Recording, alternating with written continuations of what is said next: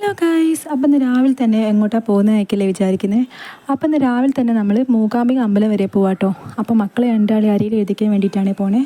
അപ്പം സമയം ഇപ്പോൾ എന്താ പുലർച്ചെ 4:55 അപ്പോൾ 4:55 നമ്മൾ ട്രെയിൻ. അപ്പോൾ ഏകദേശം 4:30 ആകുമ്പോൾ നമ്മളിവിടെ എത്തിയിട്ടുണ്ട് കേട്ടോ. അപ്പോൾ ദിവ്യേച്ചിനെയും ഫാമിലിനെയും കാത്തിക്കുക കേട്ടോ. അങ്ങനെ അവരും എത്തി. അങ്ങനെ ഞങ്ങളെല്ലാവരും കൂടി പ്ലാറ്റ്ഫോമിലേ പോവാട്ടോ. അങ്ങനെ ട്രെയിനിലെത്തിയിട്ടോ. അപ്പം ട്രെയിനിൽ സീറ്റൊക്കെ വേറെ വേറെ ആയിട്ട് വന്ന്.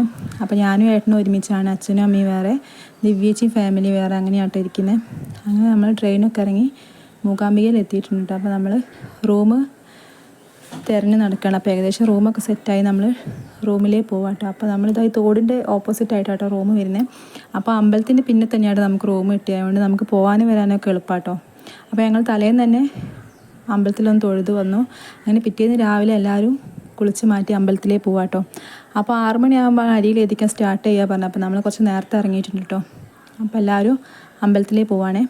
അങ്ങനെ അമ്പലത്തിലെത്തിയപ്പോൾ ഫസ്റ്റ് തന്നെ നമുക്ക് തൊഴാൻ വെച്ചു. തൊഴുത് കഴിഞ്ഞതിന് ശേഷം അരിയിൽ എഴുതിക്കാൻ പോകാൻ വെച്ചു. അപ്പം ചെറുതായിട്ട് വരി ഉണ്ടായിരുന്നു കേട്ടോ. അങ്ങനെ തൊഴുതൊക്കെ കഴിഞ്ഞ് നേരെ അരിയിൽ എഴുതിക്കാൻ പോവുക കേട്ടോ.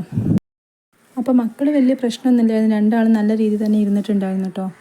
അങ്ങനെ അരിയിലൊക്കെ എഴുതി വെച്ച് കഴിഞ്ഞ് ഞങ്ങൾ നേരെ ഫുഡ് കഴിക്കാനാണ് പോണത്. അപ്പോൾ വിക്കിക്ക് അവിടുന്ന് ഒരു സ്ലേറ്റും പെൻസിലും കിട്ടിയിരുന്നു കേട്ടോ. അപ്പോൾ ഒരാളെ വക സ്പോൺസർ ചെയ്താണ്.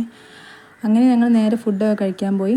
പിന്നെ എൻ്റെ കുറച്ച് പട്ടിഷോ ആട്ടോ. അപ്പോൾ മറ്റൊരു വീഡിയോ ആയിട്ട് വീണ്ടും കാണാം. ബൈ.